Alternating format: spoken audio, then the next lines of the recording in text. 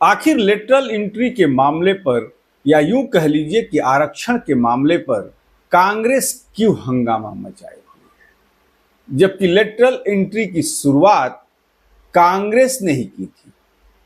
राहुल गांधी जो इतना हंगामा कर रहे हैं, इसकी शुरुआत उन्हीं के पूर्वज जवाहरलाल नेहरू ने की थी और उस समय उन्होंने के नारायण को, जो भारत के राष्ट्रपति तक बने, उन्हें लेटरल एंट्री दी थी।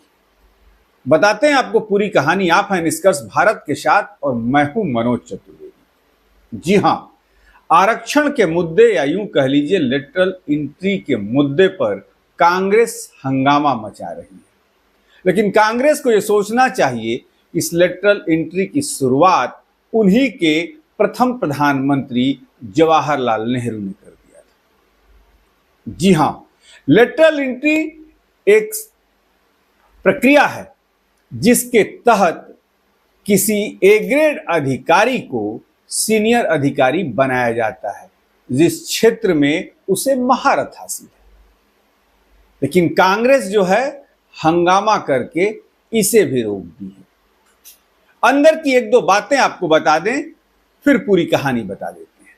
लेटरल एंट्री एक तरह की सीधी तौर पर भर्ती की प्रक्रिया है जिसमें सीधी बहाली की जाती है। इसी के जरिए कभी पहले भारत के राष्ट्रपति के पद तक जाने वाले आर नारायण भी आए थे।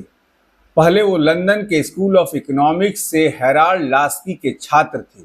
जब वहां से लौटे थे तो उस समय के पीएम रहे जवाहरलाल नेहरू ने उनको लेटरल एंट्री दी थी।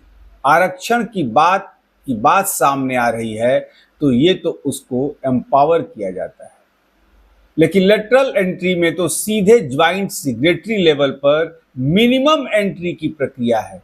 ये एक तरह से डायरेक्ट रैंक के ऊपर की प्रक्रिया है जिसमें जो फीडर कैंडिडेट होते हैं वो पहले ही क्लास 1 के होते हैं। अब एक आईएएस अधिकारी जो है उसे, यदि वो एक इंजीनियर है, इंजीनियरिंग की पढ़ाई करके आईएएस बना है और उसको उठाकर किसी क्षेत्र में सीनियर बना दिया जाता है तो ये एक सामान्य प्रक्रिया है। लेकिन कांग्रेस इस पर भी हंगामा कर रही है और कांग्रेस ये भूल रही है कि के.आर. नारायण का उसने ही लेटरल एंट्री दी थी और वो भारत के राष्ट्रपति तक बने थे।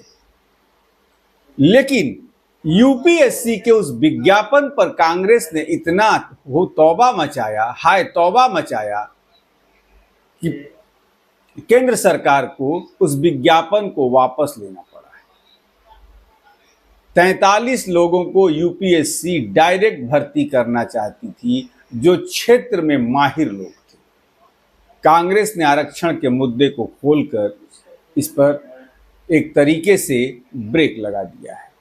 और आखिर जब सुप्रीम कोर्ट का भी फैसला है, तमाम लोग चाह रहे हैं कि लेटरल एंट्री हो, तो प्रधानमंत्री ने इस विज्ञापन को वापस क्यों कराया, ये तो प्रधानमंत्री खुद जानते हैं।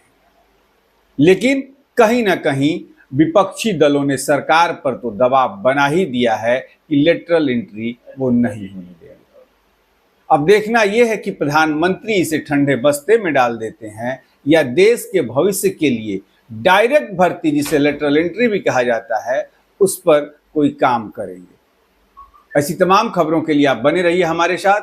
आपने हमारे चैनल को सब्सक्राइब नहीं किया है तो सब्सक्राइब कीजिए और फेसबुक पर देख रहे हैं तो लाइक कीजिए और फॉलो कीजिए। नमस्कार।